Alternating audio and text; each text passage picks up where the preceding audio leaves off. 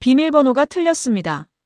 21날 만에 병원에서 퇴원해 돌아온 제 집 현관 앞이었습니다.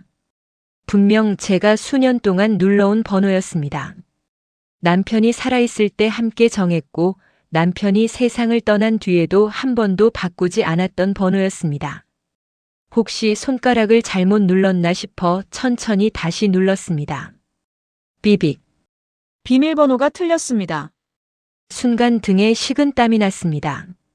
한 손에는 지팡이를 짚고 있었고 다른 손에는 병원에서 가져온 작은 여행 가방을 들고 있었습니다.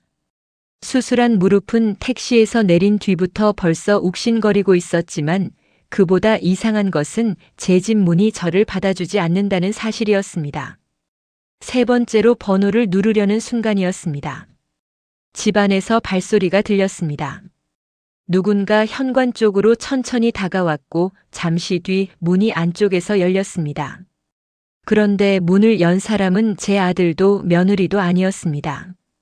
며느리 수진이의 친정어머니 제 사돈 미자 씨였습니다. 미자 씨는 저를 보자 눈을 크게 떴습니다. 어머, 벌써 퇴원하셨어요? 벌써라니요. 저는 그 말보다 먼저 미자 씨의 발을 바라봤습니다. 제가 집에서 늘 신던 자주색 꽃무늬 슬리퍼가 그 발에 신겨져 있었습니다. 저는 한동안 아무 말도 하지 못했습니다. 퇴원해서 내 집에 돌아온 제가 현관 밖에 서 있었고 제 슬리퍼를 신은 사람이 집 안에서 저를 바라보고 있었습니다.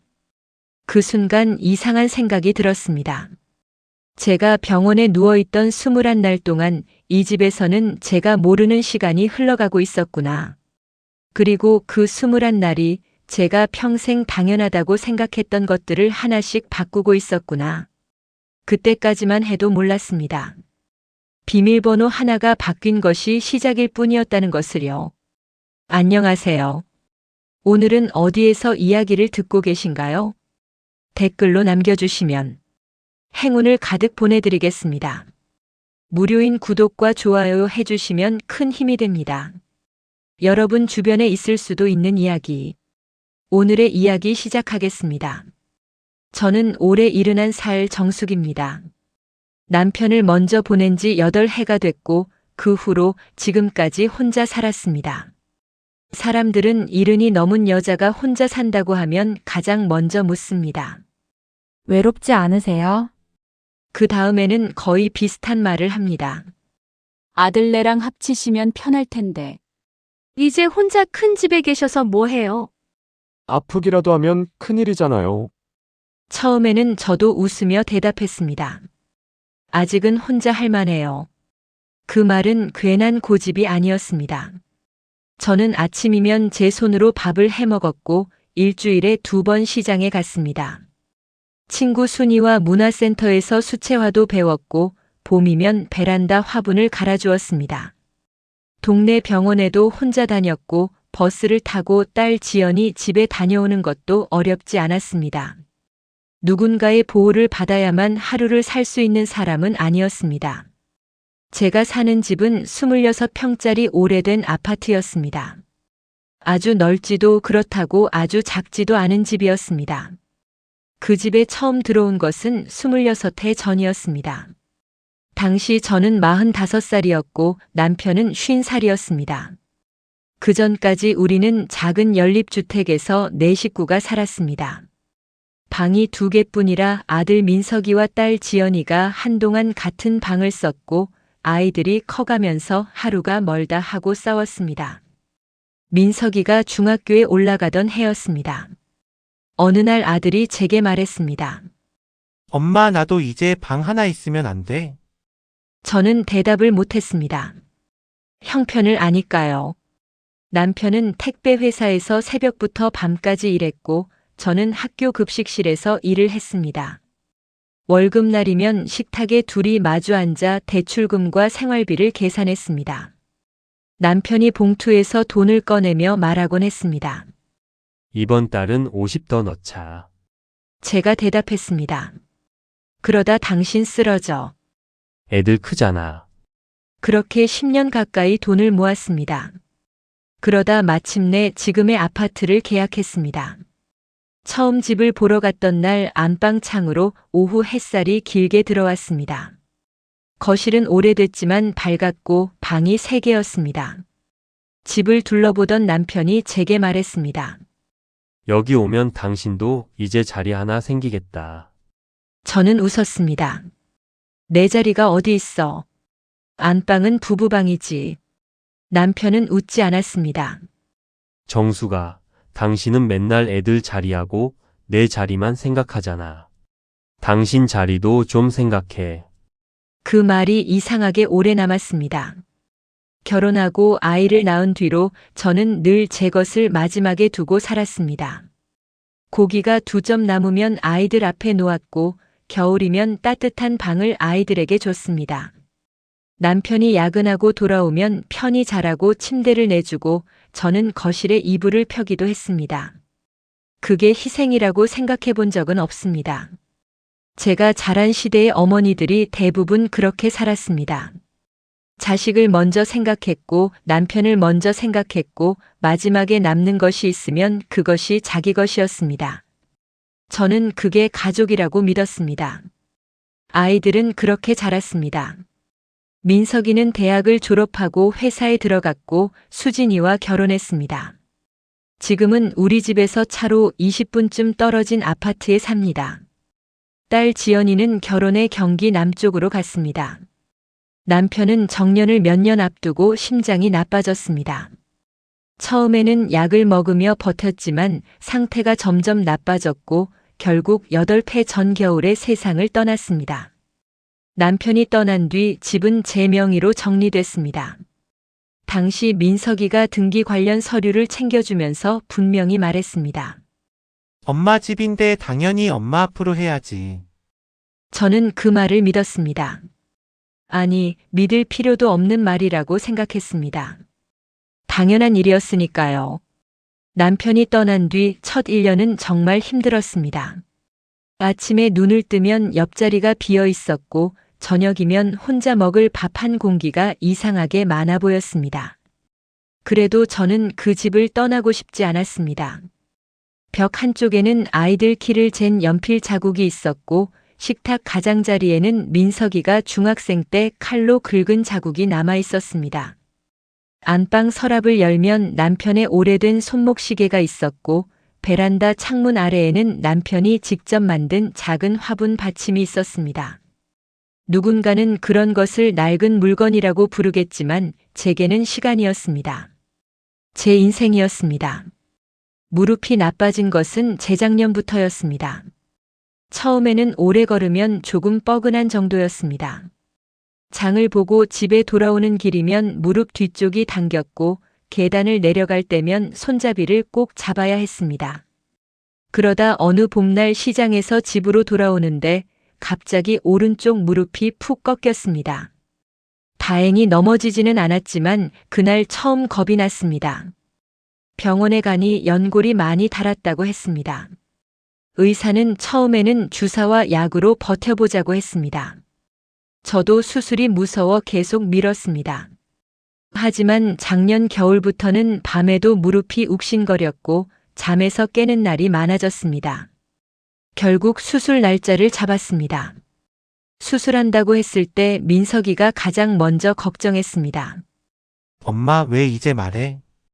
수술 결정된 게 어제인데 뭘. 병원은 내가 알아볼게. 이미 잡았어. 그런 건 자식이 해야지. 아들이 화를 내는 것처럼 말해서 저는 오히려 웃었습니다. 너 회사나 잘 다녀. 입원하기 전날 민석이가 집에 왔습니다.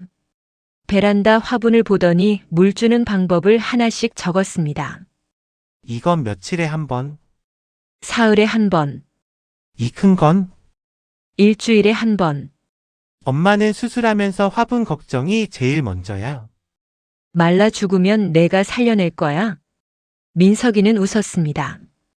알았어. 내가 물 줄게. 수진이도 입원하는 날 병원에 같이 왔습니다. 옷과 세면도구를 정리해주고 간병에 필요한 물건도 챙겨줬습니다. 그날까지만 해도 저는 며느리에게 고마웠습니다. 수진이는 제게 크게 모질게 군 적이 없었습니다.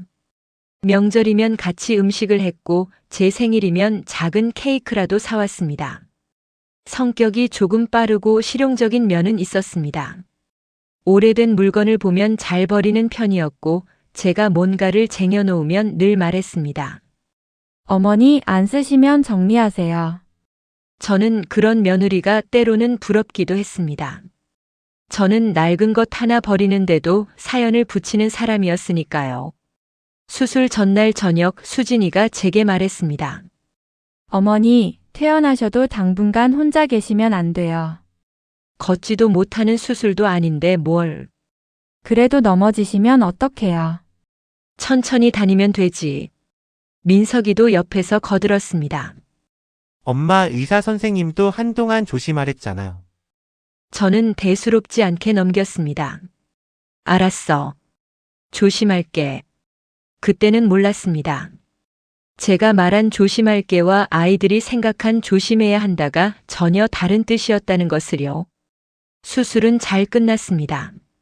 하지만 첫 사흘은 생각보다 고통스러웠습니다. 마취가 풀리자 무릎 안쪽이 뜨겁게 타는 것 같았고 화장실 한 번 가는 것도 큰일이었습니다. 민석이는 거의 이틀에 한 번씩 병원에 왔습니다. 회사 끝나고 와서 과일을 깎아주고 간호사에게 재활 방법도 물었습니다. 그 모습을 보며 저는 생각했습니다. 아들 하나는 잘 키웠구나. 이번 일주일쯤 됐을 때였습니다. 민석이가 사과를 깎다가 갑자기 물었습니다. 엄마, 왜? 집이 생각보다 크더라. 갑자기 무슨 소리야? 화분물 주러 가보니까 그렇더라고. 26평이 뭐가 커? 엄마 혼자 살기엔 방도 3개고. 저는 웃었습니다. 방 3개라고 3방에서 자냐? 민석이도 따라 웃었습니다. 그런데 그 말이 묘하게 귀에 남았습니다. 며칠 뒤에는 수진이가 비슷한 말을 했습니다. 어머니, 퇴원하면 지연 언니 집에서 한 달 정도 계시는 건 어떠세요? 왜 내가 지연이 집을 가? 혼자 계시면 위험하잖아요. 우리 집에도 엘리베이터 있고 화장실도 가까워. 그래도 형님 집에는 사람이 있잖아요. 저는 수진이를 바라봤습니다.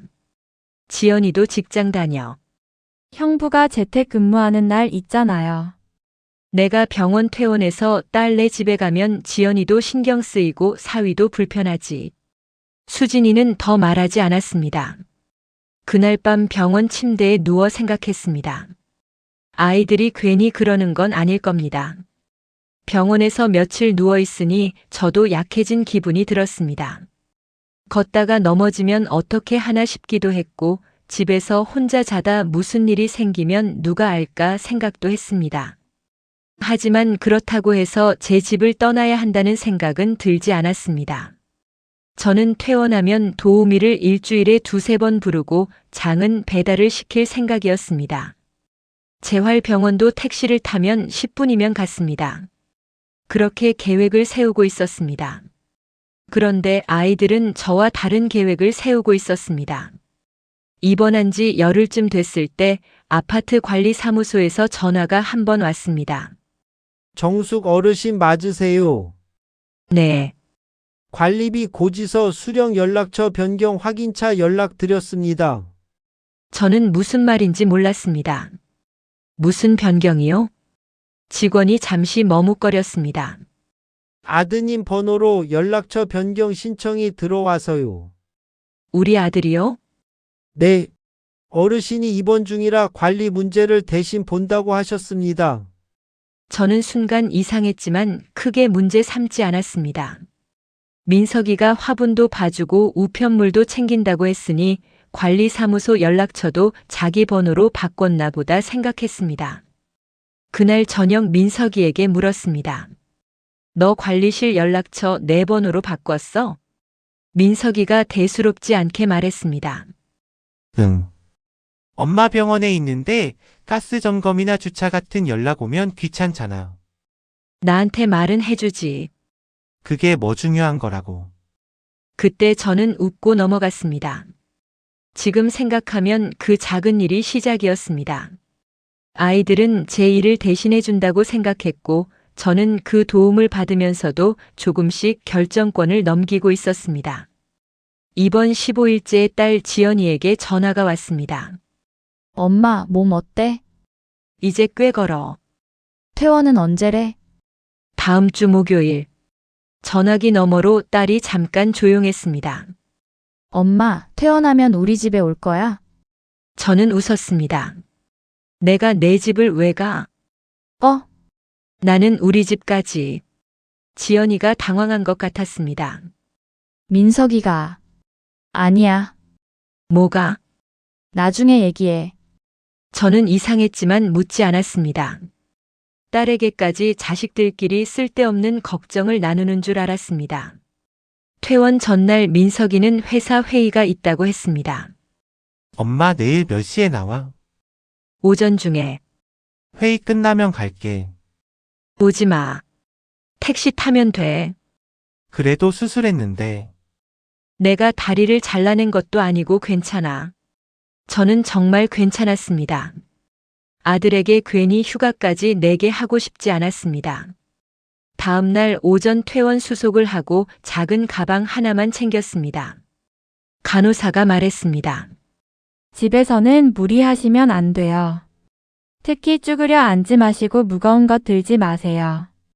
저는 몇 번이나 알겠다고 대답했습니다. 병원 앞에서 택시를 잡았습니다. 차창 밖으로 익숙한 동네가 보이자 기분이 좋아졌습니다. 집에 가면 먼저 샤워를 하고 싶었습니다. 그 다음 제가 좋아하는 잔에 보리차를 따라 마시고 남편 사진 앞에 앉아 말하고 싶었습니다. 나왔어. 그렇게 생각하며 집 앞에 도착했습니다. 그리고 처음 들은 말이 이것이었습니다. 비밀번호가 틀렸습니다. 문을 열고 나온 미자 씨는 여전히 당황한 얼굴이었습니다. 사돈이 왜 여기 계세요? 제가 묻자 미자 씨가 얼른 옆으로 비켜섰습니다. 일단 들어오세요. 다리 불편하시잖아요. 그 순간 기분이 이상했습니다. 제 집인데 누군가 제게 들어오라고 말하고 있었습니다. 저는 지팡이를 짚고 안으로 들어갔습니다. 현관부터 달라져 있었습니다. 제가 평소 신던 운동화와 단화 몇 켤레가 보이지 않았습니다. 대신 미자 씨 신발이 3켤레 놓여 있었습니다. 거실에는 처음 보는 작은 마사지 기계가 있었고 소파 위에는 연분홍색 쿠션 2개가 놓여 있었습니다. 식탁 위에는 미자 씨 약봉지와 안경집이 있었습니다. 저는 천천히 거실을 둘러보다가 걸음을 멈췄습니다. 남편 사진이 없었습니다. 제주도 여행에서 찍었던 큰 액자였습니다. 남편이 세상을 떠나기 1년 전 둘이 바닷가에서 웃고 있던 사진이었습니다. 사돈. 네. 여기 있던 사진 어디 갔어요? 미자 씨가 작은 방 쪽을 가리켰습니다. 아, 그거요? 제가 거실에서 지내다 보니까 돌아가신 분 사진 앞에서 밥 먹고 텔레비전 보는 게 조금 부담스러워서요. 작은 방에 잘 놔뒀어요. 저는 한동안 아무 말도 못했습니다. 미자 씨가 아기로 그런 것은 아닐 겁니다. 하지만 그 설명을 듣는데 가슴이 서늘했습니다. 남편과 제가 마련한 집에서 남편 사진이 손님의 불편함 때문에 치워졌습니다. 저는 작은 방으로 가봤습니다. 책상 위에 남편 액자가 놓여 있었습니다. 마치 잠깐 치워둔 짐처럼요. 그렇군요. 저는 그 말만 했습니다. 더 놀라운 것은 안방이었습니다. 문을 열자 침대 위에 분홍색 잠옷이 놓여 있었고 화장대에는 제가 쓰지 않는 화장품들이 줄지어 놓여 있었습니다. 제 빗과 로션은 구석으로 밀려 있었습니다. 옷장 한 칸에는 미자 씨 옷이 걸려 있었습니다. 저는 문 앞에서 한참 서 있었습니다. 사돈. 미자 씨가 뒤에서 다가왔습니다. 왜 그러세요? 여기서 주무셨어요? 미자 씨가 미안한 표정으로 대답했습니다. 작은 방은 침대가 좁아서요. 애들이 안방 쓰라고 해서. 애들이요? 민석이하고 수진이가요. 저는 침대 끝을 바라봤습니다. 몸이 피곤했지만 앉고 싶지가 않았습니다. 사돈댁 공사는요? 저희 집 욕실이랑 주방 공사하잖아요. 처음에는 일주일 정도면 된다고 했는데 제가 있을 때가 마땅치 않다고 하니까 수진이가 여기 있으라고 했어요. 사돈은 병원에 계시니까 빈집 두면 뭐하냐고. 빈집. 제가 살고 있는 집이 제가 병원에 들어간 순간 빈집이 되어 있었습니다. 비밀번호도 수진이가 바꾼 겁니까? 미자 씨가 고개를 끄덕였습니다. 제가 예전 번호를 자꾸 틀리니까 새로 쉽게 해준다고. 저는 순간 웃음이 나올 뻔했습니다. 제 집 비밀번호가 손님이 외우기 쉽게 바뀌어 있었습니다. 그런데 집주인은 그 번호를 모르고 현관 밖에 서 있었습니다. 저는 휴대전화를 꺼내 민석이에게 전화했습니다. 엄마 집 도착했어. 도착했지. 왜 전화 안 했어? 내가 데리러 간다니까. 민석아, 응. 비밀번호 왜 바꿨니? 전화기 넘어가 잠시 조용해졌습니다. 아, 그거? 그래, 장모님 계시는 동안 번호가 복잡하다고 해서 수진이가 바꿨어. 나는 엄마한테 알려주려고 했지. 언제? 오늘. 오늘 내가 먼저 집에 들어왔으면? 민석이는 대답하지 못했습니다. 잠시 뒤 말했습니다. 엄마 그렇게 심각한 일 아니잖아. 번호 알려주면 되지. 저는 더 말하지 않았습니다. 저녁에 와. 전화를 끊었습니다. 그날 저녁 민석이와 수진이가 왔습니다. 수진이는 문에 들어서자마자 제가 있는 것을 보고 말했습니다. 어머니, 왜 말씀도 없이 오셨어요? 그 말이 이상했습니다. 수진아, 네? 내가 내 집에 오는데 너한테 말을 해야 하니? 수진이 얼굴이 순간 굳었습니다. 그런 뜻이 아니라 다리도 불편하신데 혼자 오셨으니까. 민석이가 얼른 끼어들었습니다. 엄마 수진이가 걱정돼서 그러잖아. 저는 고개를 끄덕였습니다. 좋아. 그건 그렇다 치자. 그런데 비밀번호를 바꾸면서 왜 나한테 말 안 했어? 수진이가 대답했습니다. 어머니 퇴원하실 때 말씀드리려고 했어요. 오늘 퇴원하는 거 알았잖아. 수진이는 입을 다물었습니다. 제가 다시 물었습니다. 그리고 왜 안방을 사돈에게 쓰라고 했니? 민석이가 먼저 말했습니다. 엄마 병원에 있는 동안인데 뭐 어때? 장모님 댁 공사하는 동안만이야. 그럼 왜 내 물건까지 옮겼어? 뭘 옮겼는데? 아버지 사진. 민석이가 거실을 한번 둘러봤습니다. 그건 장모님이 좀 불편하셨나 보지. 그래서? 민석이가 제 얼굴을 보며 한숨을 쉬었습니다. 엄마 너무 예민하게 생각하지 마. 예민하다. 그날 처음 들은 말이었습니다. 앞으로 몇 번이나 더 듣게 될지 그때는 몰랐습니다. 수진이가 조심스럽게 말했습니다.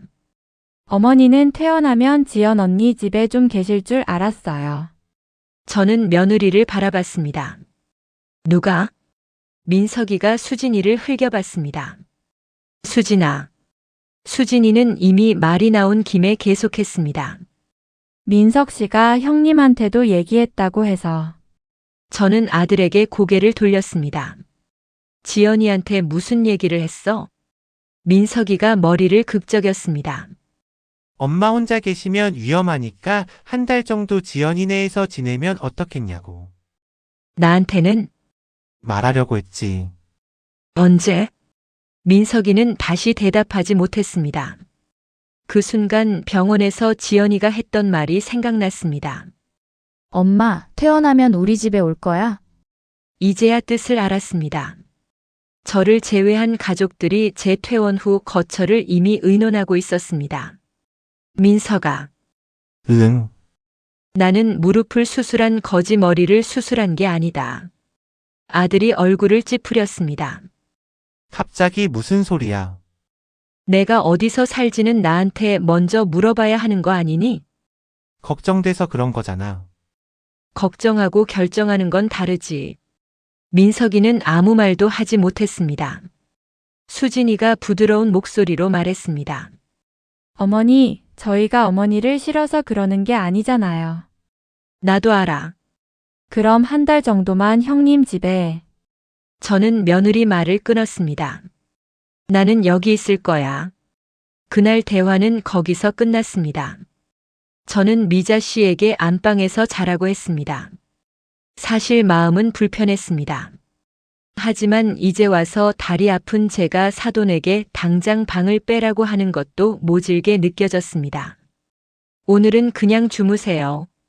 제가 말하자 미자 씨가 미안해했습니다. 괜찮겠어요? 괜찮습니다. 또 괜찮다고 했습니다. 저는 작은 방에서 잤습니다. 딸 지연이가 쓰던 방이었습니다. 싱글 침대라 다리를 편히 뻗기 어려웠습니다. 수술한 무릎 아래에 베개를 받치고 누웠지만 잠이 오지 않았습니다. 책상 위에 남편 사진이 보였습니다. 거실에서 치워진 사진이었습니다. 저는 액자를 들었습니다. 사진 속 남편은 아무것도 모르고 웃고 있었습니다. 여보. 말을 꺼내자 갑자기 눈물이 났습니다. 당신 없다고 집까지 내 집이 아닌 것 같아. 한참 울었습니다. 다음 날 아침 미자 씨가 미역국을 끓여 놓았습니다. 수술하고 기운 없으시잖아요. 드세요. 저는 식탁에 앉았습니다. 사돈이 내 집 냉장고를 열어 끓여준 국을 앞에 두고 있으니 묘했습니다. 고마워해야 할 것 같기도 했고 불편해야 할 것 같기도 했습니다. 미자 씨가 먼저 말했습니다. 정숙 씨, 저는 오늘이라도 다른 데 가려고 했어요. 공사 아직 안 끝났잖아요. 그래도 사돈 돌아오셨는데 제가 안방 쓰는 것도 그렇고. 저는 또 말했습니다. 며칠이면 된다면서요. 그냥 계세요. 미자 씨가 안도한 표정으로 웃었습니다.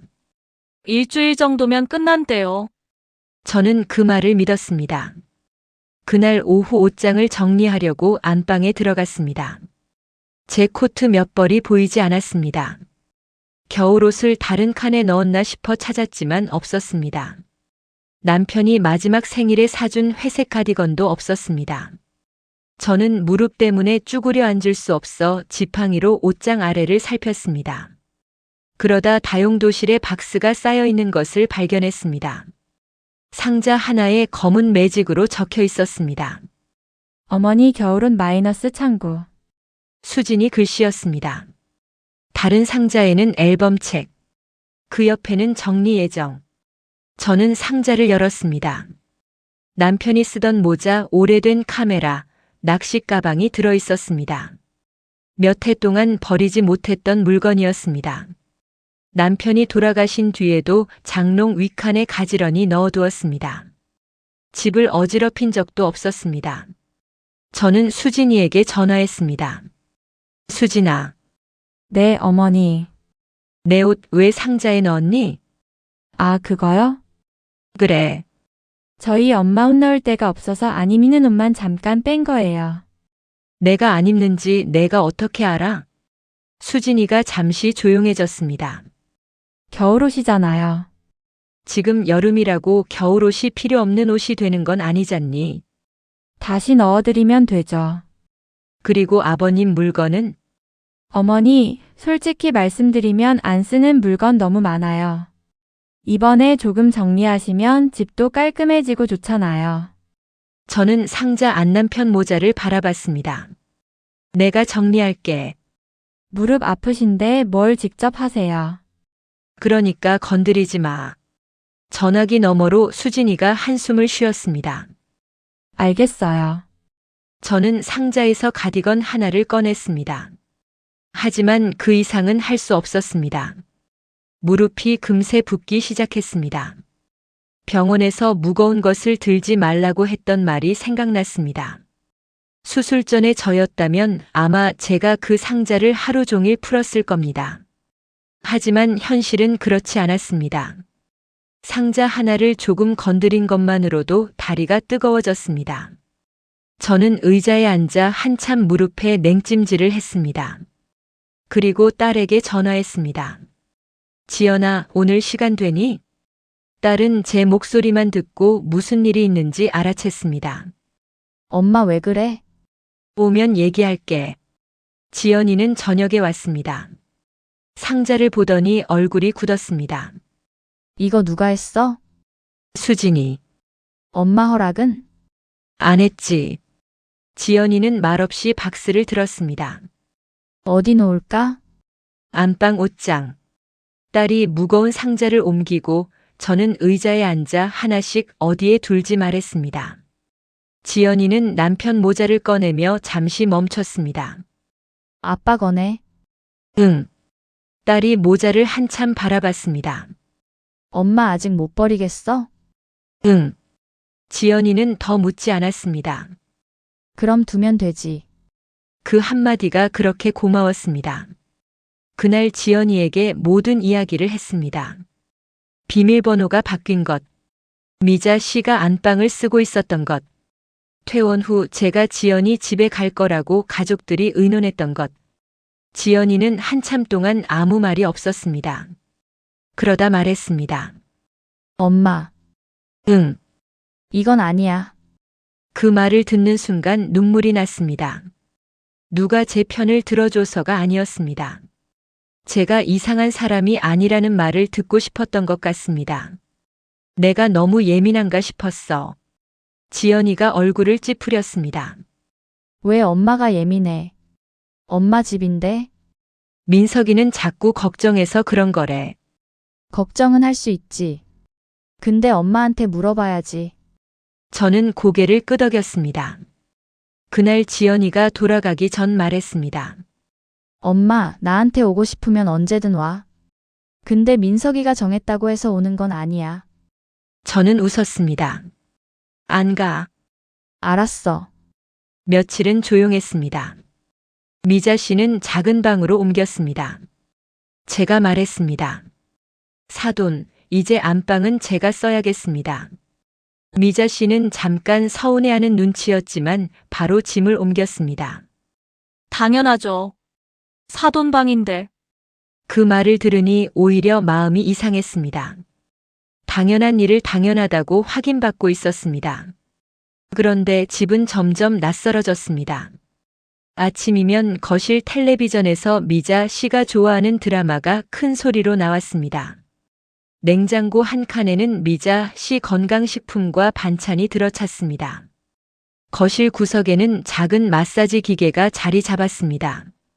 미자 씨도 처음에는 눈치를 봤지만 하루가 지나고 이틀이 지나자 점점 생활이 자연스러워졌습니다. 저는 반대로 제 집에서 조금씩 조심하게 됐습니다. 아침에 텔레비전을 켜려다가 사돈이 자고 있으면 소리를 줄였습니다. 친구에게 전화하면서도 거실에 사람이 있으니 방으로 들어갔습니다. 냉장고를 열어 제가 좋아하는 반찬을 넣을 자리를 찾았습니다. 어느 순간부터 제가 손님처럼 행동하고 있었습니다. 그러던 날 친구 순이가 찾아왔습니다. 과일 한 봉지를 들고 온 순이가 현관에 들어서자 거실에 낯선 여자 둘이 앉아 있었습니다. 미자 씨 친구들이었습니다. 어머, 손님 오셨어요? 미자 씨가 웃으며 저를 소개했습니다. 우리 사돈이에요. 여기 집주인. 말은 맞았습니다. 그런데 미자 씨 친구 한 명이 웃으며 말했습니다. 따님이 시어머니 집을 잘 얻어드렸네요. 여기 좋다. 미자 씨가 손사래를 쳤습니다. 아니, 우리 딸 시어머니 댁이라니까. 순이가 저를 바라봤습니다. 저도 웃으려고 했습니다. 하지만 웃음이 잘 나오지 않았습니다. 우리는 제 방으로 들어가 차를 마셨습니다. 순이가 작은 목소리로 물었습니다. 정수가, 응, 너 괜찮아? 뭐가? 여기 내 집 맞지? 저는 괜히 웃었습니다. 맞아. 근데 왜 내가 방에 숨어서 차를 마셔? 그 말을 듣는 순간 가슴이 쿵 내려앉았습니다. 순이는 더 묻지 않았습니다. 저도 대답하지 않았습니다. 일주일이면 끝난다던 미자 시집 공사는 끝나지 않았습니다. 어느 저녁 민석이가 와서 말했습니다. 장모님 댁 공사 조금 더 걸린대. 얼마나? 한두 달. 저는 숟가락을 내려놓았습니다.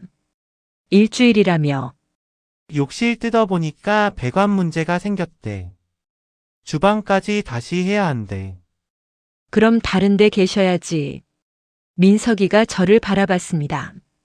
어디? 너희 집, 우리 집은 방이 없잖아.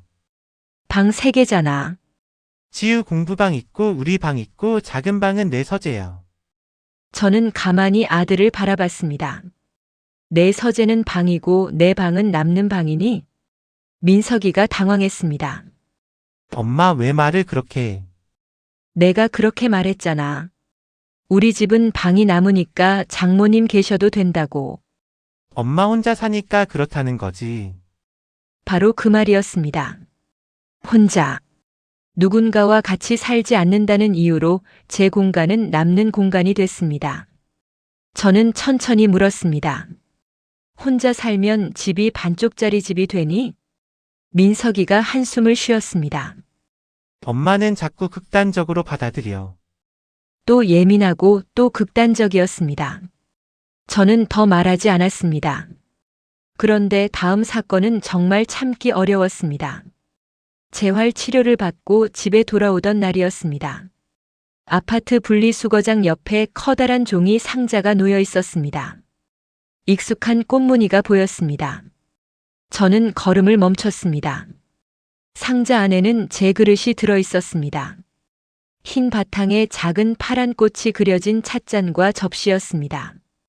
결혼할 때 친정엄마가 사준 그릇 중 남은 것들이었습니다. 몇 개는 이가 나가고 색도 바랬지만 저는 손님이 오면 가끔 그 찻잔을 썼습니다. 상자 위에는 종이가 붙어 있었습니다. 폐기. 심장이 뛰었습니다. 경비실에 물었습니다. 이거 누가 내놨어요? 경비 아저씨가 말했습니다. 아까 젊은 여자분이 가져다 놓던데요. 며느님 아니세요? 저는 상자에서 찻잔 하나를 꺼냈습니다. 손이 떨렸습니다. 집에 올라가자 수진이가 주방 정리를 하고 있었습니다. 수진아, 어머니 오셨어요? 내 그릇 왜 버렸니? 수진이가 태연하게 대답했습니다. 그거 오래됐잖아요. 몇 개는 금도 가 있고. 그래서 제가 새로 사드리려고요. 누가 새 것 사달랬어? 수진이 얼굴이 굳었습니다. 어머니 그릇 몇 개 가지고 왜 그러세요? 몇 개. 누군가에게는 몇 개였습니다. 제게는 친정엄마가 살아있을 때 제 손에 쥐어준 마지막 살림 중 하나였습니다. 수진아, 내가 쓰는 그릇을 내가 오래됐다고 버리면 좋겠니? 그거랑 이건 다르죠. 뭐가 달라? 수진이는 대답하지 못했습니다. 저는 떨리는 목소리로 말했습니다. 내 물건은 내가 버려. 알겠어요. 다시는 건드리지 마. 수진이가 얼굴을 굳힌 채 주방을 정리하다가 말했습니다. 어머니도 조금 정리하고 사시면 편하세요. 그 말에 결국 참지 못했습니다. 누가 편해? 수진이가 저를 쳐다봤습니다. 내가 편해? 민석이가 편해? 아니면 내가 편해? 어머니 저는 좋은 뜻으로. 나는 안 좋아. 수진이는 입을 다물었습니다. 그날 저녁 민석이에게 전화가 왔습니다. 엄마 수진이 울었어. 저는 기가 막혔습니다. 그래서 그릇 정리해드리려다 그런 건데 그렇게까지 말해야 해? 민석아, 응. 내 물건을 내 허락 없이 버리는 게 왜 나를 위한 일이니? 오래된 거잖아. 내 결혼 사진도 20년 넘었는데 내가 버릴까? 민석이가 조용해졌습니다. 그거랑 같아. 나한테는 같아. 아들은 한동안 아무 말도 하지 않았습니다. 그리고 다시 말했습니다. 엄마가 요즘 너무 날카로워졌어. 저는 전화를 끊고 싶었습니다. 하지만 참고 물었습니다. 내가 날카로운 게 아니라 너희가 선을 넘고 있는 건 아닐까? 민석이는 대답하지 않았습니다. 그날 밤 잠을 이루지 못했습니다. 내가 정말 변했나? 수술 뒤 신경이 예민해진 건가? 사람이 늙으면 고집이 세진다고 하던데 나도 그런 건가? 그런 생각을 하고 있는데 문득 화가 났습니다. 왜 저는 제가 불쾌한 일을 당할 때마다 먼저 제 감정을 의심해야 할까요? 나이가 들었다고 해서 싫은 것이 좋아지는 것은 아닙니다. 그날 이후 저는 괜찮지 않은 일을 괜찮다고 말하지 않기로 했습니다. 며칠 뒤 또 하나를 알게 됐습니다. 우편함을 열었는데 평소 오던 관리비 고지서와 보험 안내문이 하나도 없었습니다. 관리사무소에 물으니 관리비 고지서를 전자고지로 바꾸면서 수령 연락처가 민석이 번호와 이메일로 되어 있다고 했습니다. 누가 신청했어요? 아드님이요. 제 동의 없이도 되는 겁니까? 직원이 당황했습니다. 어르신 입원 중이라 가족분이 관리하신다고 해서 본인 확인 절차가 부족했던 것 같습니다. 죄송합니다. 저는 화가 나기보다 서늘했습니다. 그동안 민석이는 관리비를 대신 내준 것도 아니었습니다. 제 통장에서 자동이체 되고 있었습니다. 그런데 고지서와 연락은 아들 쪽으로 가고 있었습니다. 집과 관련된 정보가 하나씩 제 손에서 빠져나가고 있었습니다. 민석이에게 물었습니다. 관리비 고지서도 내가 바꿨어? 응. 왜? 엄마 병원에 있는 동안 연체되거나 문제 생길까봐. 자동이체인데 무슨 연체가 돼? 민석이가 잠시 말을 잃었습니다. 그냥 내가 챙기려고 한 거야. 다시 내 번호로 돌려놔. 엄마. 돌려놔. 그날 처음으로 민석이가 목소리를 높였습니다. 왜 이렇게 사람을 못 믿어? 저도 화가 났습니다. 내가 나를 못 믿는 거잖아. 내가 뭘? 내가 내 집 하나 관리 못할까봐 내 번호로 바꿨잖아. 수술했으니까 그렇지. 수술은 무릎에 했다고. 전화기 너머가 조용해졌습니다. 저는 숨을 고르고 말했습니다. 민석아, 내가 나 걱정하는 거 알아. 고맙기도 해. 그런데 도와주는 것과 대신 결정하는 건 다른 거야. 아들은 한참 있다가 말했습니다. 알았어. 하지만 목소리에는 서운함이 가득했습니다. 저도 마음이 좋지 않았습니다. 민석이가 나쁜 아들은 아니었습니다. 오히려 어려서부터 속을 썩인 적이 거의 없었습니다. 대학 갈 때도 자기 힘으로 장학금을 받았고 군대 다녀와 아르바이트를 하며 용돈을 벌었습니다. 결혼하고 나서도 자주 전화했고 남편이 아플 때 병원에 가장 많이 왔던 것도 민석이었습니다. 그래서 더 혼란스러웠습니다. 어쩌다 이 아이가 나를 이렇게 대하게 되었을까? 그 이유를 나중에야 알았습니다. 수술 2달 전쯤이었습니다. 제가 시장에서 무릎이 꺾였을 때 근처 가게 아주머니가 민석이에게 전화한 적이 있었습니다. 저는 금세 일어났고 크게 다친 것도 아니어서 아들에게 말하지 말라고 했습니다. 하지만 그 아주머니가 혹시 몰라 제 휴대전화 단축번호로 민석이에게 연락했던 모양입니다. 그날 민석이는 회의 중이었습니다. 아들이 1시간 넘게 전화를 못 받았고 회의가 끝난 뒤 부재중 전화를 보고 크게 놀랐다고 했습니다. 병원에서도 의사가 민석이에게 이런 말을 했다고 합니다. 연세가 있으시니 당분간 혼자 계실 때 낙상에 특히 주의하셔야 합니다. 민석이 머릿속에는 그 말이 크게 남았던 겁니다. 엄마가 혼자 있다가 넘어지면 어떡하지? 내가 전화를 못 받으면 어떡하지? 무슨 일이 생겼는데 아무도 모르면 어떡하지? 아들은 걱정이 커질수록 더 많은 것을 자기가 관리해야 마음이 놓였던 것 같습니다. 하지만 그때의 저는 그 사실을 몰랐습니다.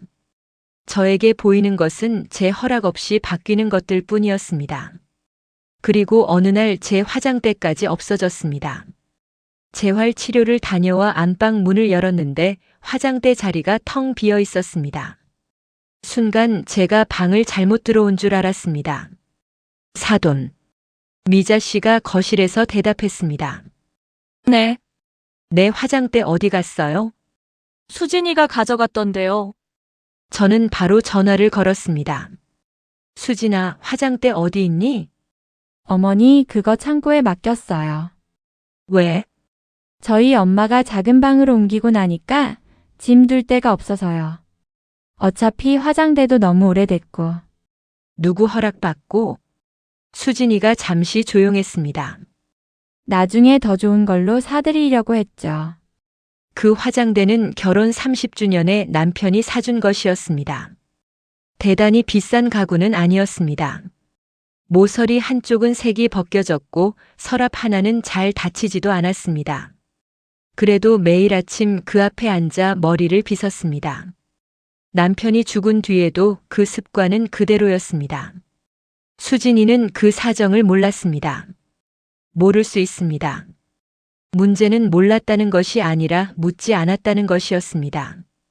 수진아. 네. 내일 가져다 놔. 어머니, 굳이 그 낡은 걸. 가져다 놔. 제 목소리가 단호해지자 수진이는 더 말하지 않았습니다.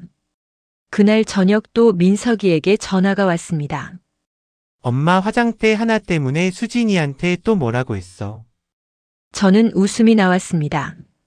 너희 둘은 왜 내 물건을 건드려 놓고 내가 화내면 물건 하나 때문이라고 하니? 그게 아니라 수진이도 엄마 편하게 해드리려고. 내가 편하다고 했어? 민석이가 조용해졌습니다.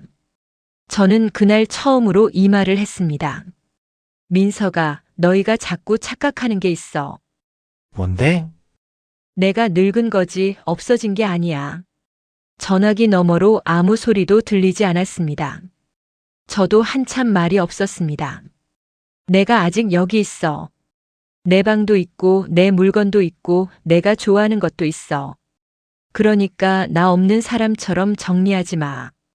민석이가 아주 작게 말했습니다. 알았어. 며칠 뒤 화장대가 다시 왔습니다. 지연이와 사위가 와서 옮겨줬습니다. 화장대가 다시 안방 벽에 놓였을 때 저는 손으로 모서리를 쓰다듬었습니다. 그날 남편 사진도 다시 거실에 걸었습니다. 제가 직접 의자에 올라갈 수 없어 관리실 직원에게 부탁했습니다. 사진이 제자리에 걸리자 한동안 바라봤습니다. 당신 자리 찾았네. 저도 모르게 말했습니다. 그날 오후 수진이가 왔습니다. 거실 사진을 보고 잠깐 멈췄습니다. 다시 거셨어요? 응. 저희 엄마가 조금 부담스럽다고. 저는 수진이 말을 끊었습니다. 수진아. 네. 여기는 내 엄마 집이 아니야. 수진이 얼굴이 굳었습니다. 제가 언제 엄마 집이라고 했어요? 그럼 집주인보다 손님 불편한 게 왜 더 중요해?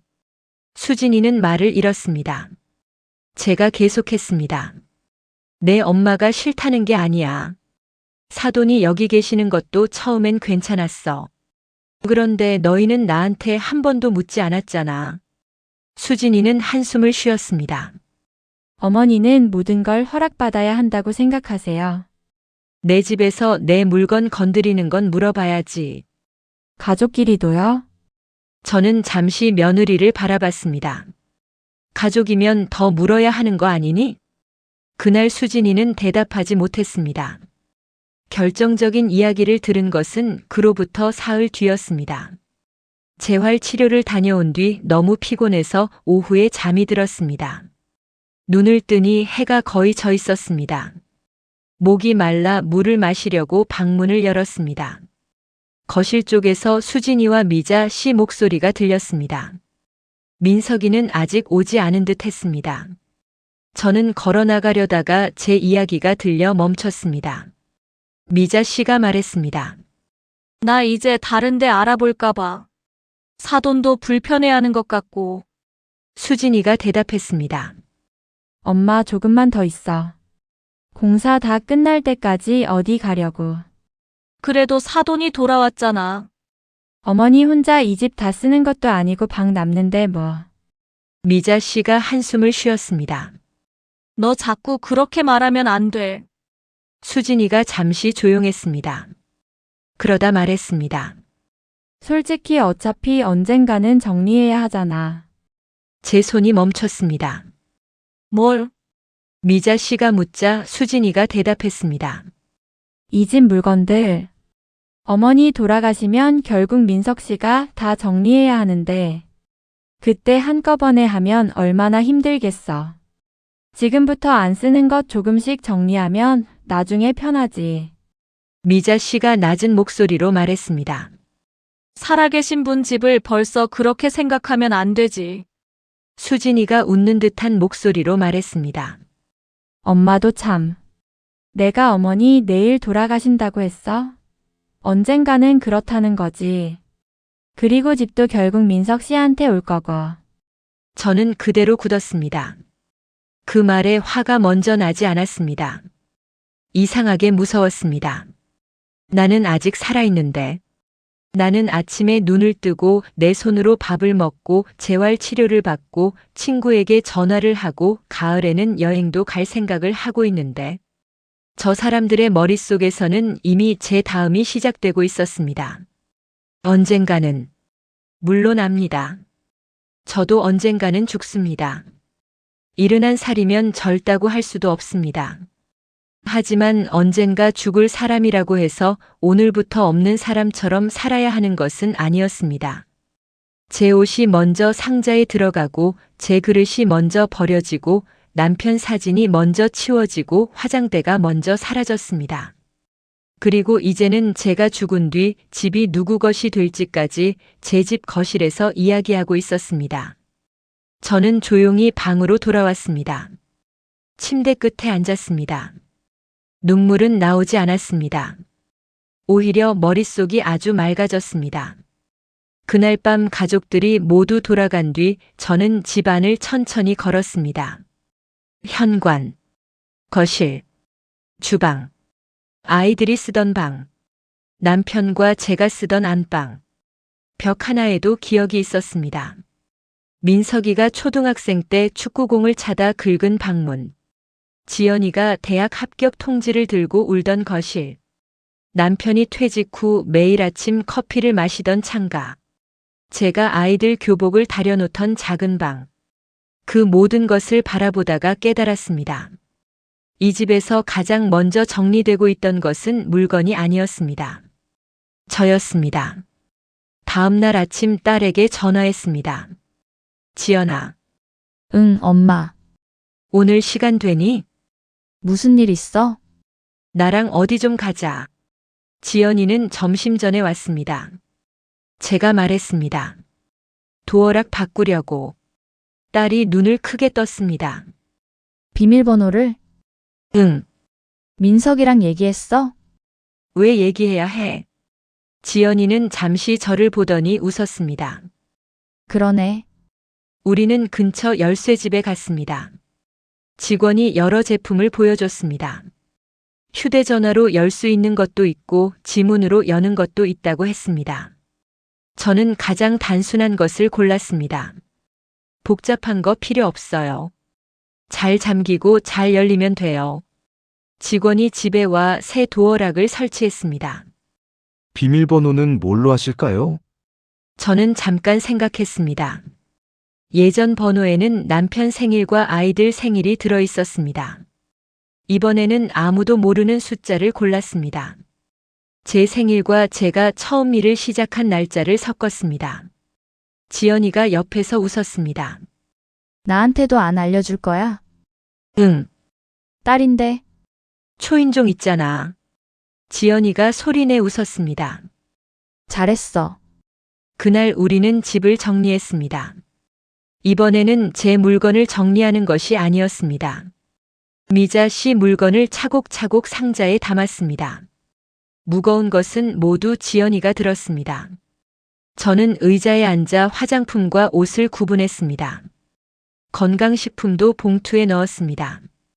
미자 씨가 쓰던 침구도 깨끗이 접었습니다. 저는 화가 났다고 아무렇게나 던지고 싶지는 않았습니다.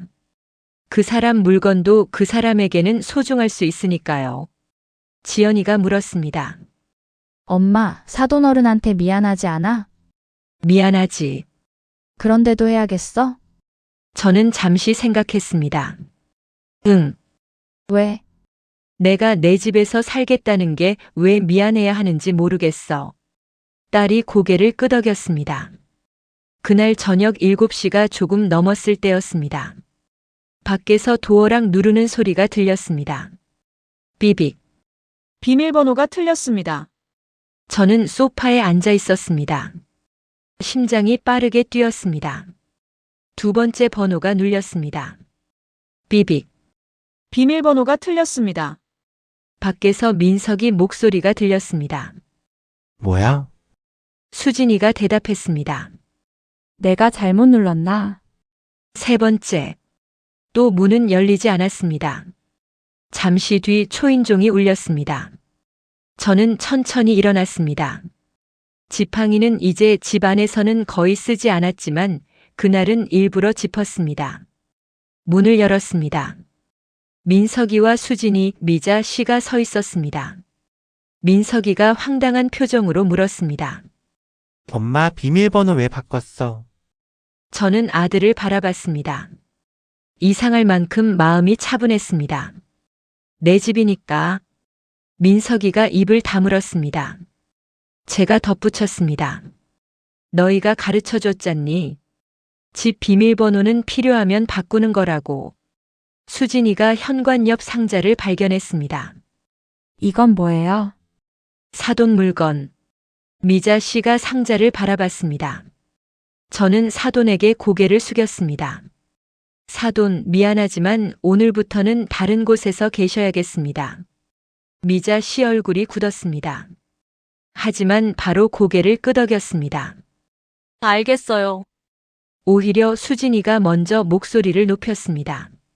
어머니 갑자기 이러시면 어떡해요?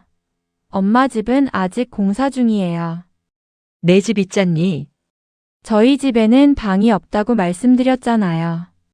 방이 없는 게 아니라 쓰는 방이 있는 거지. 수진이가 말문이 막혔습니다. 어머니 집은 방이 남잖아요. 그 말을 듣는 순간 더 이상 참을 이유가 없었습니다. 저는 며느리를 바라봤습니다. 남는 방 아니야. 네? 내 방이야. 수진이가 가만히 서 있었습니다. 내가 오늘 안 쓰고 있어도 내 방이고 병원에 가 있어도 내 방이고 여행을 가도 내 방이야. 내가 살아있는 동안에는 내 집이야. 민석이가 얼굴을 붉혔습니다. 엄마 누가 엄마 집 아니랬어. 내가 언제? 말로는 안 했지. 아들이 한숨을 쉬었습니다. 또 말을 그렇게 받아들여. 저도 처음으로 목소리를 높였습니다. 그럼 어떻게 받아들여야 해? 현관이 조용해졌습니다. 내가 병원에 있는 동안 비밀번호를 바꿨어. 내 안방을 다른 사람한테 줬어. 내 옷을 상자에 넣고 내 남편 사진을 치우고 내 그릇을 버리고 내 화장대도 가져갔어. 내가 어디서 살지도 너희끼리 정했고 관리비 연락처까지 내 번호로 바꿨어. 민석이는 제 눈을 피했습니다. 그게 전부 나 걱정해서 한 일이야? 아들이 작게 말했습니다. 그랬어. 그럼 왜 한 번도 나한테 묻지 않았니? 민석이가 입을 다물었습니다. 저는 수진이를 바라봤습니다.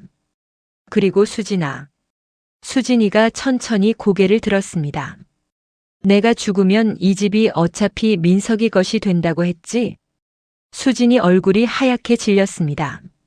미자 씨가 딸을 바라봤습니다. 민석이가 놀라 물었습니다. 그게 무슨 말이야? 수진이가 급하게 말했습니다. 어머니, 그건 그런 뜻이 아니라. 내가 들었어. 수진이는 아무 말도 하지 못했습니다. 저는 오히려 차분했습니다. 내 말이 아주 틀린 것도 아니야. 나도 언젠가는 죽겠지. 어머니, 그런데 그 언젠가를 왜 너희가 오늘부터 살고 있니? 수진이 눈에 눈물이 맺혔습니다. 저도 눈물이 났습니다. 나는 아직 살아있어. 아침에 밥 먹고 시장 가고 친구 만나고 여행 갈 생각도 해. 그런데 너희는 내가 없는 날부터 먼저 생각했어. 민석이가 제 말을 끊었습니다. 엄마, 우리도 엄마 걱정해서 그런 거야. 저는 아들에게 물었습니다. 민석아, 왜? 나는 내 가족이니? 민석이가 어이없는 표정을 지었습니다. 그걸 말이라고 해? 당연하지. 그런데 왜 가족 회의에서 나는 빠졌니? 아들이 움직이지 않았습니다. 내가 어디서 살지, 내 방을 누가 쓸지, 내 물건을 어떻게 할지 얘기하면서 왜 당사자인 나한테는 한 번도 안 물었어? 민석이 눈이 흔들렸습니다. 그건 가족이라서 그랬다는 말하지 마. 저는 결국 울었습니다. 가족이라서 열어준 문이지 내 방까지 내주겠다는 뜻은 아니었어. 민석이가 고개를 숙였습니다. 저는 아들을 보며 오래전 이야기를 꺼냈습니다. 너 중학교 올라갈 때 내 방 갖고 싶다고 했던 거 기억하니? 민석이는 천천히 고개를 들었습니다. 잘 기억 안 나겠지. 저는 웃다가 울었습니다. 내 방 만들어주려고 내 아빠랑 내가 방을 바꿨어. 지연이도 방 하나 주고 싶어서 좁은 공간을 나눴고 내 아빠 야근할 때는 내가 거실에서 자기도 했어. 민석이는 처음 듣는 이야기처럼 저를 바라봤습니다. 나는 자식 키우면서 내 자리 내어준 적 많아. 그래도 한 번도 내 방을 내 거라고 생각한 적 없어. 목소리가 떨렸습니다. 내가 너한테 방을 줬다고 해서 내가 다 컸을 때 그 방을 다시 내놓으라고 한 적 없잖아. 민석이는 아무 말도 하지 못했습니다. 그때 미자 씨가 상자 하나를 들었습니다.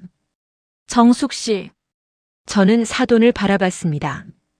미자 씨 눈에도 눈물이 있었습니다. 미안해요.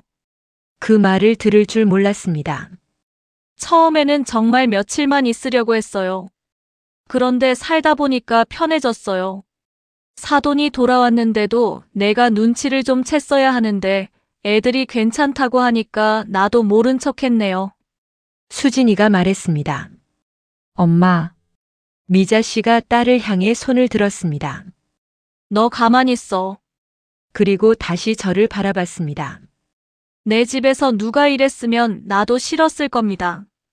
그 한마디에 이상하게 사돈에 대한 화가 많이 풀렸습니다.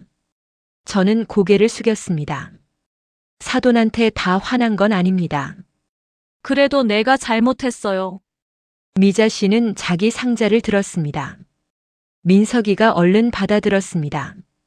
그날 세 사람은 아무 말 없이 돌아갔습니다. 문을 닫기 전 민석이가 저를 한번 바라봤습니다. 처음 보는 표정이었습니다. 화난 것 같기도 했고 서운한 것 같기도 했고 미안한 것 같기도 했습니다. 문을 닫았습니다. 철컥. 잠금 장치가 걸리는 소리가 났습니다.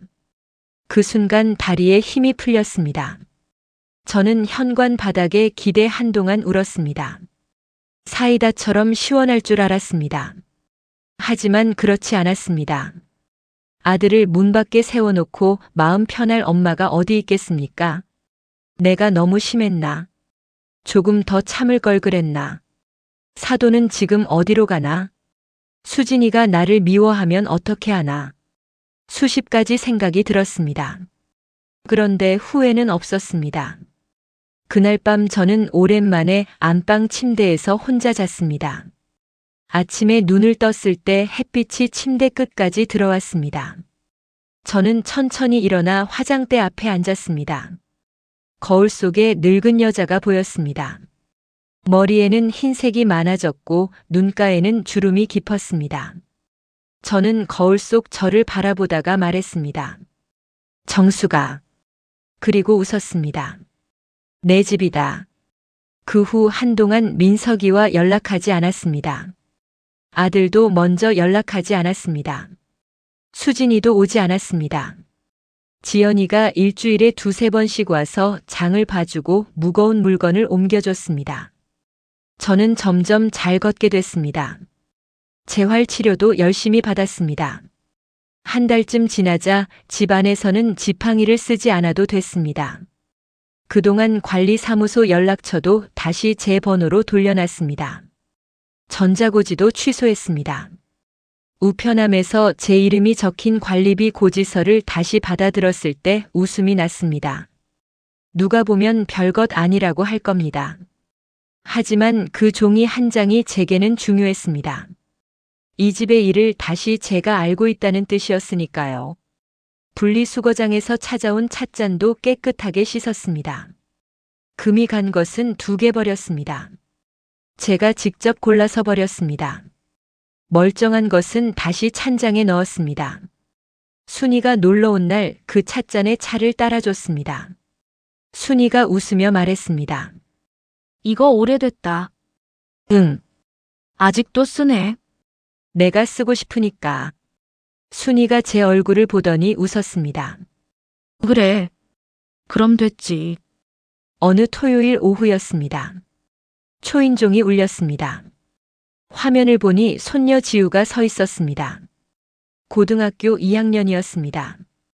문을 열어주자 지우가 혼자 들어왔습니다. 할머니, 혼자 왔어? 으흥, 엄마 아빠는? 몰라. 나 혼자 왔어. 아이 얼굴이 조금 어두웠습니다. 저는 사과를 깎았습니다. 지우는 한참 말이 없다가 물었습니다. 할머니 아빠랑 싸웠어? 조금. 아빠 요즘 집에서 말도 잘 안 해. 가슴이 아팠습니다. 하지만 아이에게 어른들 일을 자세히 말하고 싶지 않았습니다. 어른들도 가끔 싸워. 지우가 사과를 한 조각 먹었습니다. 엄마가 할머니 집 비밀번호 바꿨다고 화내던데. 저는 지우를 바라봤습니다. 그래? 근데 원래 집주인이 비밀번호 바꾸는 거 아니야? 너무 당연하게 말해서 웃음이 나왔습니다. 너는 그렇게 생각해? 응. 지우가 고개를 끄덕였습니다. 내 방도 내가 없을 때 아빠가 마음대로 정리하면 싫을 것 같은데. 저는 가만히 손녀 얼굴을 바라봤습니다. 17살 아이도 아는 일이었습니다. 자기 공간에는 허락이 필요하다는 것. 그런데 가족이라는 이유로 우리는 그 당연한 것을 너무 쉽게 잊습니다. 지우가 돌아가기 전 현관에서 물었습니다. 할머니, 왜? 나 비밀번호 알려주면 안 돼? 제가 웃었습니다. 안 돼. 왜? 벨 눌러. 나도 가족인데. 저는 장난스럽게 대답했습니다. 가족이면 벨도 못 눌러. 지우가 입을 삐죽거리다가 웃었습니다. 알았어. 그날 저녁 민석이에게 전화가 왔습니다. 1달 만이었습니다. 화면에 아들 이름이 뜨자 심장이 뛰었습니다. 전화를 받을까 말까 망설였습니다. 결국 받았습니다. 왜? 민석이가 잠시 말이 없었습니다. 엄마, 응, 지우 갔었어. 응. 방금 갔어. 혼자 갔더라. 그러게. 또 정적이 흘렀습니다. 민석이가 조용히 물었습니다. 다리는 어때? 그 한마디에 갑자기 눈물이 날 것 같았습니다. 미워도 아들이었습니다. 많이 좋아졌어. 지팡이는? 멀리 갈 때만. 재활은?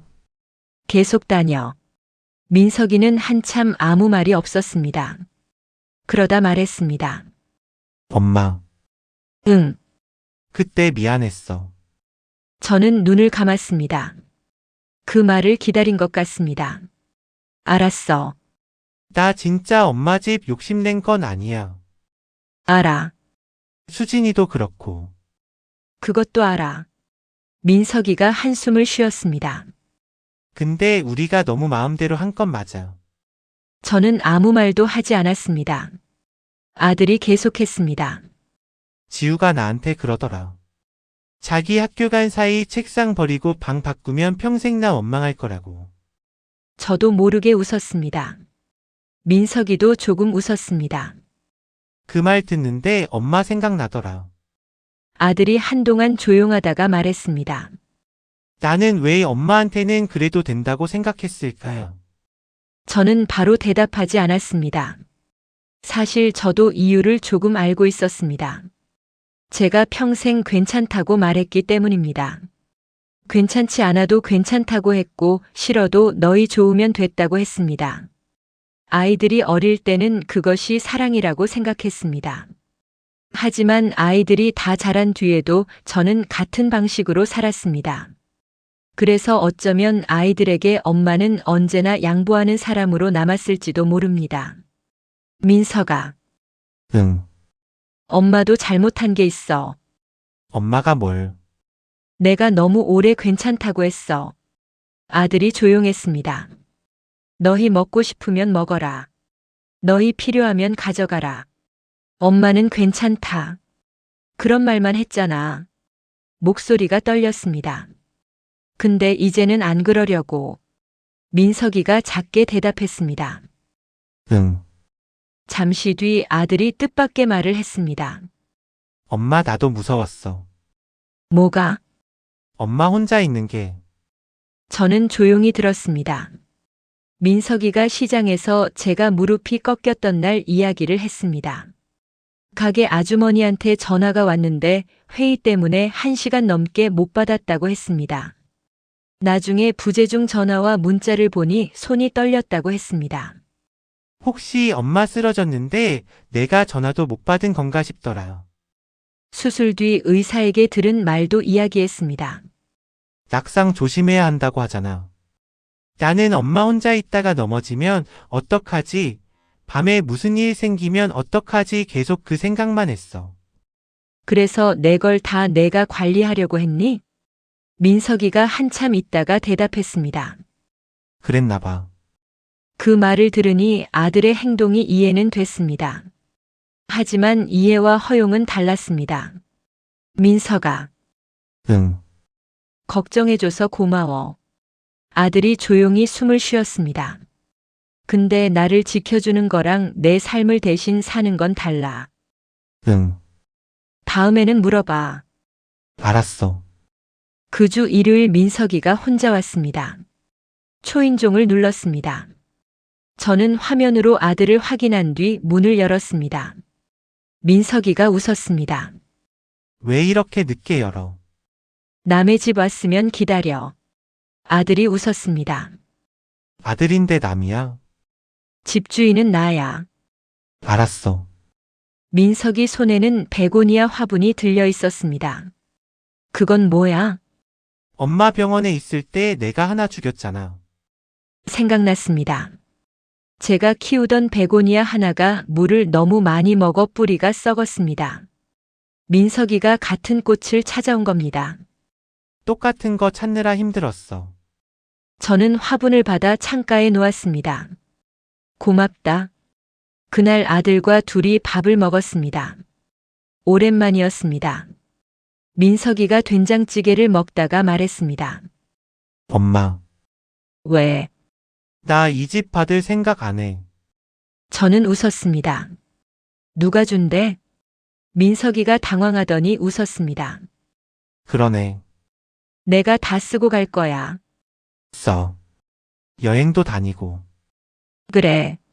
민석이가 잠시 머뭇거리다가 말했습니다. 수진이도 미안해. 오라고 해. 아직 엄마 얼굴 보기 무섭대. 내가 잡아먹니? 조금. 저는 숟가락으로 아들 손등을 살짝 때렸습니다. 둘이 처음으로 웃었습니다. 그날 민석이는 갈 때까지 비밀번호를 물어보지 않았습니다. 현관 앞에서 말했습니다. 나 다음에도 벨 누를게. 그래. 밤에 급한 일 있으면 전화해. 알았어. 아들이 돌아간 뒤 마음 한구석에 돌 하나가 내려간 것 같았습니다. 수진이는 2달쯤 지나서야 왔습니다. 과일 한 상자를 들고 초인종을 눌렀습니다. 문을 열자 며느리가 고개를 숙였습니다. 어머니, 들어와. 수진이는 거실에 들어와 남편 사진을 바라봤습니다. 한동안 말이 없었습니다. 그러다 입을 열었습니다.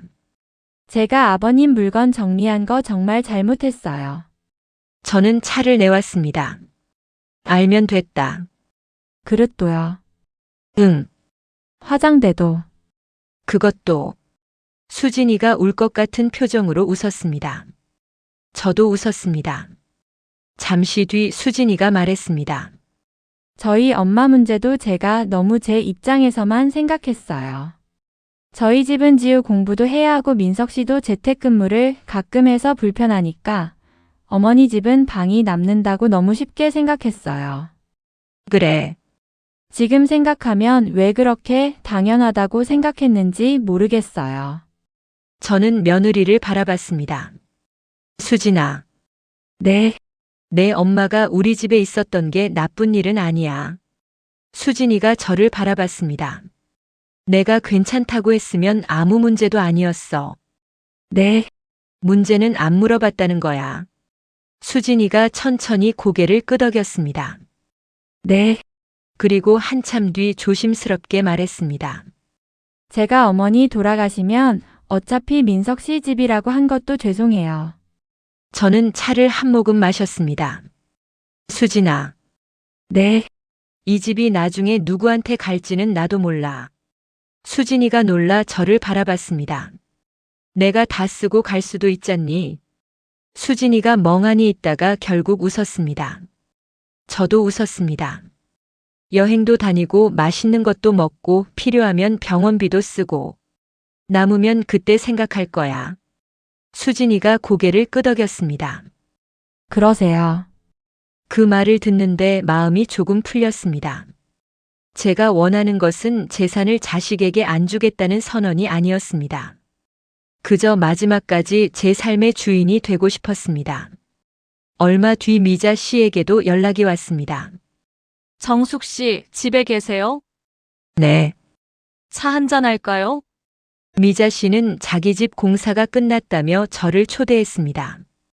처음에는 갈까 말까 망설였지만 갔습니다. 새로 고친 집은 정말 깨끗했습니다. 미자 씨가 웃으며 말했습니다. 나도 이제 내 집이 제일 좋네요. 저도 웃었습니다. 그렇죠? 남의 집 아무리 좋아도 내 집만 못해. 두 사람은 그 말을 하고 잠깐 서로를 바라봤습니다. 그리고 동시에 웃었습니다. 미자 씨가 제 손을 잡았습니다. 그때 정말 미안했어요.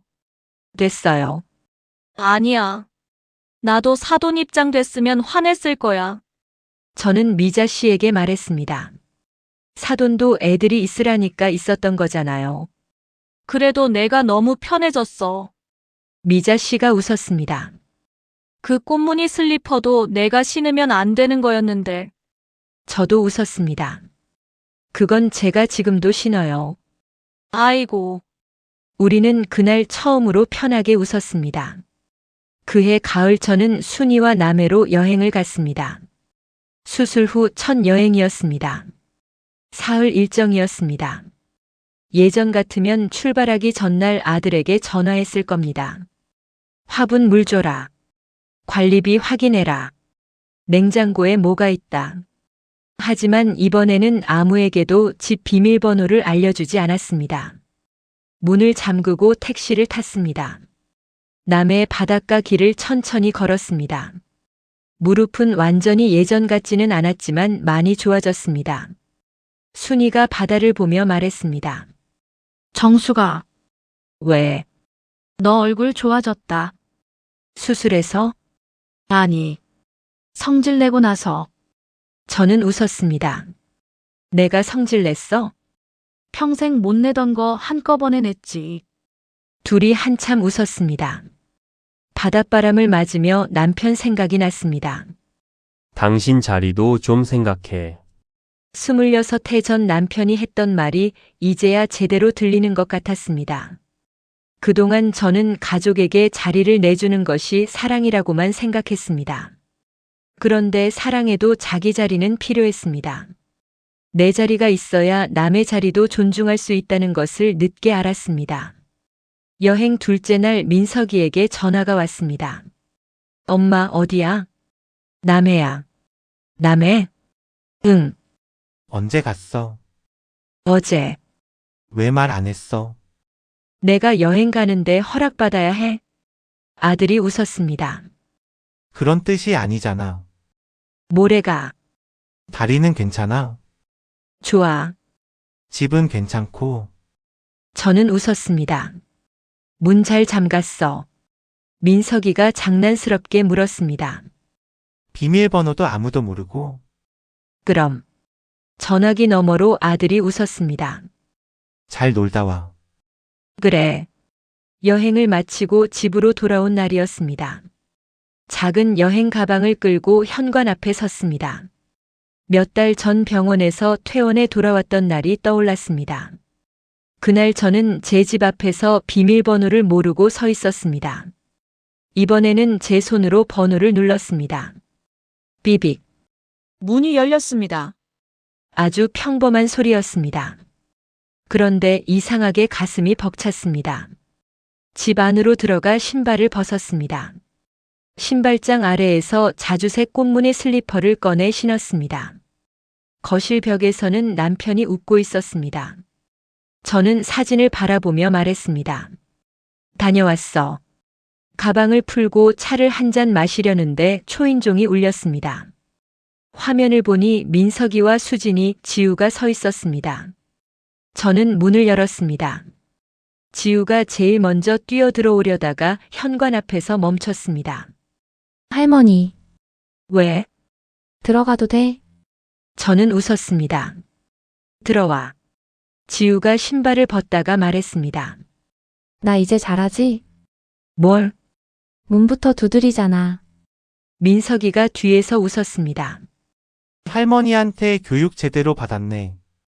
수진이도 웃었습니다. 그날 네 사람이 식탁에 둘러앉았습니다. 제가 남해에서 사온 멸치와 김을 꺼냈습니다. 지우가 여행 사진을 보여달라고 졸랐습니다. 휴대전화 사진을 넘기며 한참 웃었습니다. 어느 순간 저는 거실을 둘러봤습니다. 남편 사진이 있고 제 화장대가 있고 제가 고른 그릇이 있고 창가에는 민석이가 사온 베고니아가 피어 있었습니다. 그리고 가족이 앉아 있었습니다. 이상했습니다. 전에는 가족이 내 집에 마음대로 들어올 수 있어야 가까운 사이라고 생각했습니다. 그런데 오히려 문을 두드리기 시작하고 나서 우리는 더 편해졌습니다. 민석이는 집에 오기 전 전화를 했습니다. 수진이는 냉장고에 뭔가 넣을 때도 물었습니다. 지우는 여전히 비밀번호를 궁금해했지만 더 이상 알려달라고 떼쓰지 않았습니다. 어느 날 지우가 또 물었습니다. 할머니, 응, 진짜 나한테도 비밀번호 안 알려줄 거야? 응, 나 손녀인데. 벨 눌러. 할머니 너무해. 제가 웃었습니다. 여기는 할머니 집이니까. 지우가 잠시 입을 삐죽거리더니 대답했습니다. 알았어. 할머니 집이니까. 그 말을 들을 때마다 기분이 좋습니다. 제게 다시 집이 생긴 것 같아서요. 물론 집은 처음부터 제 것이었습니다. 다만 제가 잠시 잊고 있었을 뿐입니다. 평생 엄마로 살고 아내로 살고 며느리로 살다 보니 제 이름으로 된 공간에서도 제 자리를 양보하는 것이 익숙해져 있었습니다. 자식이 필요하면 줬고 가족이 편하면 참았습니다. 그렇게 살아왔으니 아이들도 어느 순간 엄마는 항상 괜찮은 사람이라고 생각했을지 모릅니다. 하지만 저는 이제 압니다. 괜찮지 않은데 괜찮다고 말하는 것이 꼭 사랑은 아니라는 것을요.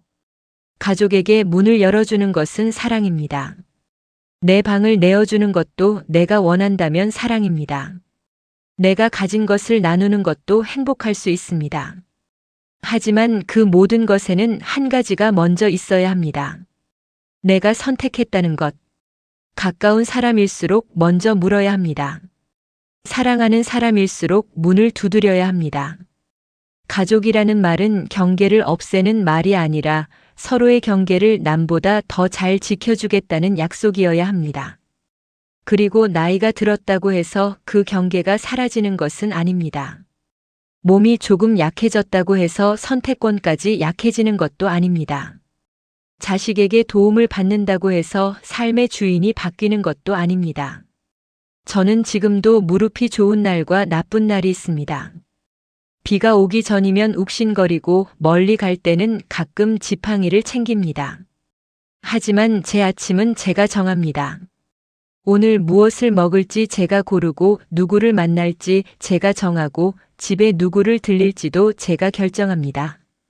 가끔 민석이가 장난을 칩니다. 엄마 나중에 이 집 진짜 안 줄 거야. 그러면 저는 대답합니다. 네 하는 거 봐서. 민석이가 웃습니다. 그럼 잘해야겠네. 저도 웃습니다. 예전 같으면 이런 말을 입 밖에도 못 냈을 겁니다. 재산 이야기를 하면 자식이 서운해할까 걱정했고 제 돈을 제게 쓰는 것도 아까워했습니다. 하지만 이제는 다릅니다. 제가 평생 일해 마련한 집이고 남편과 함께 지켜온 삶입니다. 제가 살아있는 동안 잘 쓰고 잘 누리고 잘 지키는 것이 먼저입니다. 남는 것은 그 다음입니다. 며칠 전에는 순이와 내년 봄 여행 계획을 세웠습니다. 제주도를 가기로 했습니다. 남편과 마지막으로 함께 갔던 곳입니다. 예전 같으면 마음이 아파 못 갔을 겁니다. 이제는 가보고 싶습니다. 남편 사진 속 그 바닷가에도 다시 서보고 싶습니다. 그리고 돌아오면 저는 또 제 현관 앞에 서겠지요. 제 손으로 번호를 누를 겁니다. 문이 열릴 겁니다. 그 단순한 순간이 저는 좋습니다. 내가 내 집으로 돌아왔다는 것을 확인하는 순간이니까요. 21날 만에 병원에서 돌아온 날, 제 집 비밀번호는 바뀌어 있었습니다. 그때 저는 문 앞에 서서 처음으로 두려웠습니다. 혹시 내 자리가 사라진 것은 아닐까? 혹시 가족들에게 나는 이미 보호받아야 할 노인일 뿐인 걸까? 혹시 내 집도 내 물건도 내 선택도 조금씩 내 것이 아니게 되는 걸까? 하지만 지금은 압니다. 사람의 자리는 누가 만들어주는 것이 아니었습니다. 스스로 지켜야 할 때도 있었습니다. 평생 가족을 위해 문을 열어주기만 했다면 언젠가는 내가 원하는 순간에 그 문을 닫을 줄도 알아야 했습니다. 문을 닫았다고 가족이 끝난 것도 아니었습니다. 오히려 우리는 그 뒤에야 서로를 다시 보게 됐습니다. 아들은 저를 보호해야 할 노인이 아니라 자기 삶을 가진 엄마로 보기 시작했습니다. 며느리는 제 물건을 낡은 짐이 아니라 제 추억으로 보기 시작했습니다. 저 역시 아이들의 걱정을 간섭으로만 보지 않고 그 안에 있던 두려움도 이해하게 됐습니다. 우리는 모두 조금씩 배웠습니다.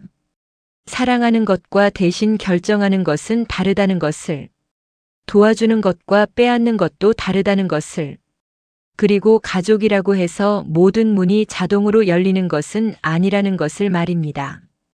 오늘도 누군가 초인종을 누릅니다. 저는 소파에서 천천히 일어납니다. 화면을 확인합니다. 가족이면 웃으며 문을 열고 친구라면 반갑게 맞아줍니다. 가끔 택배 기사님이면 물건만 받고 다시 문을 닫습니다. 그 모든 순간에 결정하는 사람은 저입니다. 아주 당연한 일입니다. 그런데 저는 71살이 되어서야 그 당연함이 얼마나 소중한지 알게 됐습니다. 내가 늙었다고 해서 내 삶이 남의 것이 되는 것은 아닙니다. 몸이 약해졌다고 해서 내 목소리가 작아져야 하는 것도 아닙니다. 자식을 사랑한다고 해서 내 자리까지 모두 내어줄 필요도 없습니다. 가족에게 문을 열어주는 것은 사랑입니다. 하지만 그 문을 언제 열지 결정하는 것은 여전히 제 몫입니다. 그래서 저는 오늘도 제 집 현관 앞에서 들리는 작은 소리를 좋아합니다. 띵동. 초인종이 울리면 천천히 걸어갑니다. 그리고 제가 원하는 사람에게 제가 원하는 순간에 제 손으로 문을 열어줍니다. 이 집에서 살아있는 동안만큼은, 아니, 제 삶이 이어지는 동안만큼은 제가 제 삶의 집주인이니까요. 저의 이야기를 들어주셔서 감사합니다. 저와 같은 고민을 하고 비슷한 상황에 있는 분들이 많이 계시겠죠? 고민스럽고 힘드실 것 잘 압니다. 하지만 누구보다 나를 우선으로 생각한다면 모두가 행복해질 수 있을 겁니다. 모두 행복하시길 바라겠습니다. 이야기에 공감되셨다면 구독과 좋아요 부탁드립니다. 감사합니다.